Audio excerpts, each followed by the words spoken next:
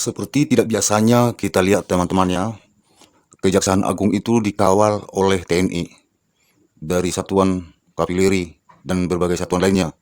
Mereka itu memberikan pengamanan di sekitaran kantor Kejaksaan Agung. Ini tidak biasa terlihat. Perintah ini langsung dari Panglima TNI. Tentu sekali Panglima TNI melakukan ini dan memberikan instruksi ini kepada prajuritnya. Pasti kita tahu bahwa ada satu perintah lagi dari Panglima tertinggi, yaitu Bapak Presiden, yang pastinya adalah Prabowo.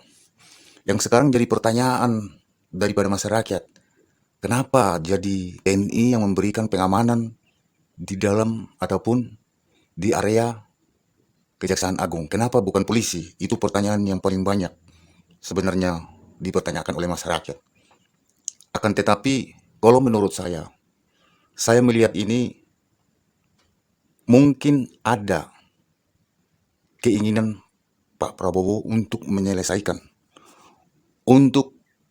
suatu kasus-kasus besar, yaitu yang seperti kita lihat tahun yang lewat, terutama kasus-kasus lahan ya, kasus lahan kelapa sawit yang sudah disita negara itu 1,1 juta hektar, dan masih banyak lagi, ada lagi jutaan hektar lagi, yaitu kasus itu termasuk kasus yang sudah HPL-nya melanggar, ataupun misalnya HPL-nya itu sudah selesai, sudah habis gitu ya. Artinya kan dia punya kontrak ke negara itu udah habis, tapi masih dipakai oleh pengusaha ini. Belum dipulangkan oleh pemilik lahan ini kepada negara. Seharusnya dia sudah dibalikkan gitu, sudah dikembalikan kepada, karena sudah habis kontraknya gitu lah kira-kira. Dan ada lagi pengusaha ini pengusaha bukan pengusaha kecil-kecilan ya, ini pengusaha kaliber terbesar ini di Indonesia ini. Orang pasti tahulah siapa konglomerat ini. Jadi artinya konglomerat ini dibuat seperti ini supaya mereka ini sebenarnya bisa mengembalikan tanah-tanah negara yang sudah dipakai selama ini, kembalikanlah kepada negara. Kembalikan semua kepada negara, sehingga negara bisa mengalihfungsikan kepada entah masyarakat atau siapa begitu ya. Itu satu. Yang kedua, bulan Februari kalau nggak salah itu, atau ya akhir Januari, Prabowo memanggil Menteri Keuangan. Setelah memanggil Menteri Keuangan itu, ya tentu sekali kan Prabowo mempertanyakan bagaimana keuangan negara dan dari mana sumber keuangan negara yang didapatkan negara saat ini, kira-kira begitu. Jadi mungkin ya menurut keterangan daripada Ibu Sri Mulyani, karena dia yang lebih paham, lebih tahu sumber-sumber dan aliran-aliran uang yang didapatkan negara ini, kemungkinan kalau menurut saya daripada konglomerat ini ada jutaan hektar juga lahan sawit yang tidak pernah bayar pajak ke negara. Begitu. Jadi di situ dia sudah mulai mendidih. Dia punya darahnya si Bapak Prabowo ini mendengar itu, ataupun artinya melihat di lapangan seperti itu, jutaan hektar misalnya lahan yang dikuasai konglomerat ini, ya boleh dikatakan konglomerat hitam lah ya kalau seperti ini. Artinya membangkang negara ini kalau begini. Ini sebenarnya kalau menurut dugaan saya, inilah tujuannya kenapa sampai ada pengawalan ketat di Kejaksaan Agung. Karena apa? Karena kita tahu ya, kita dengar informasinya 1 tahun yang lalu, Kejaksaan Agung itu kan pernah digerebek oleh Brimob gitu. Brimob yang datang menggerebek artinya diintimidasi gitu. Itu kan pernah kita dengar tuh daripada pihak polisi gitu datang ke Kejaksaan Agung. Jadi mungkin Prabowo sudah berpikir begitu. Yang seharusnya polisi untuk menjaga ini, kenapa mereka untuk mengintimidasi, kira-kira begitu ya. Dan Prabowo juga mungkin berpikir karena dia mungkin dari militer juga. Ya kenapa dia nggak mengarahkan militer begitu? Artinya tidak lari-lari juga fungsinya ya, tidak terlalu tolak belakang fungsinya juga untuk keamanan begitu.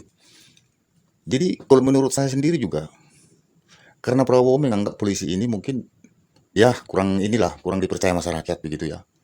Jadi ya satu-satunya mau tak mau militer lah dibuat untuk mengawal dan menjaga keamanan di Jaksa Agung. Karena Jaksa Agung satu-satunya yang bisa dipercaya untuk memberantas daripada korupsi di negara ini saat ini. Karena memang KPK ada difungsikan untuk memberantas. Polisi juga sebenarnya sudah harus turut untuk memberantas korupsi. Tapi Karena KPK sama polisi ini kan saling bertikai juga, saling merebut kekuasaan juga ini mereka ini.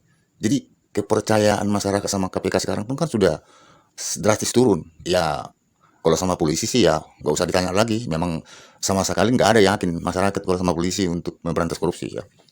Untuk KPK untuk saat ini saja pasti nggak percaya juga orang. Artinya kepercayaan masyarakat untuk KPK pemberantasan korupsi yang ada di negara ini, yang seharusnya mereka yang dihadirkan terdepan, itu pun sudah jauh berkurang, udah turun drastis kepercayaan masyarakat.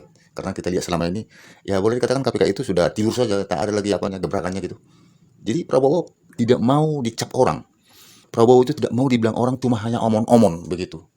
Jadi bahasa itu dia tak mau dengar. Ala Pak Prabowo, presidennya cuma hanya ngomong-omong. Dia cuma hanya pidato keluar-keluar aja tapi bukti nggak ada.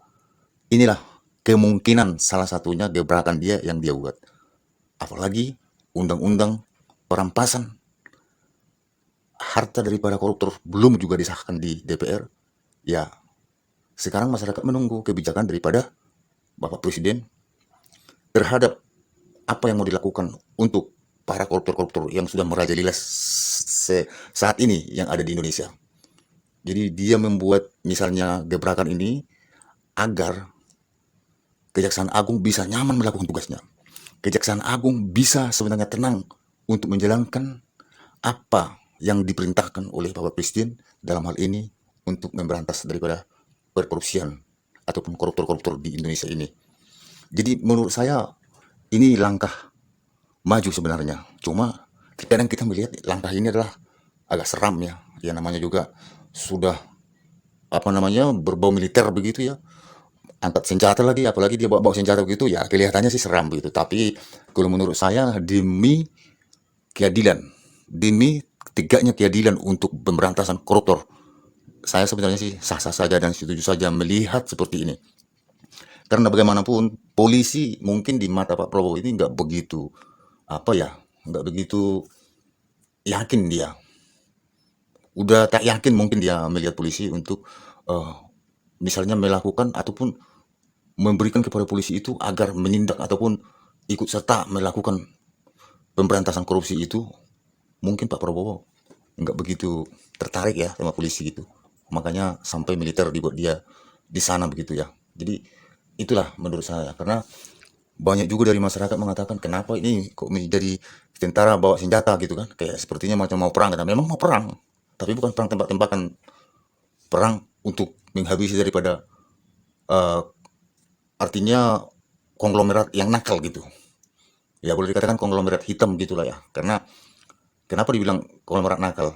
Karena dia diberikan waktu sama dia, diberikan dia mengelola daripada lahan negara itu kan ada jangka waktunya. Misalnya jangka waktunya 25 tahun atau 35 tahun begitu. Tapi habis itu dia nggak pulangkan.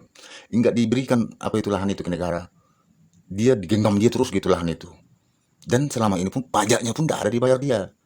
Jadi kalau dihitung-hitung pajaknya itu, kalau selama ini nggak dibayar dia, itu negara nggak tahu lah seberapa ribu triliun gitu yang akan didapat negara itu. Seandainya mereka ini benar-benar memberikan kewajibannya bayar pajak ke negara gitu. Ini sudah diberikan negara untuk mengelola lahan itu, tapi mereka itu mau merampas begitu. Artinya dia menggenggam begitu. Dia tidak mau tahu. Jadi mungkin ini nanti akan ada misalnya kita lihat sendirilah gebrakan-gebrakan baru ataupun misalnya dari kejaksaan untuk membuat sikap penegakan hukum. Jadi supaya jangan ada intervensi dari luar, dari mana, dari kepolisian, dari mana saja yang ada gitu, mereka lah dibuat di situ. Itulah teman-teman, kalau menurut saya. Ya, boleh saja nanti kita lihat bagaimana ending permainan ini.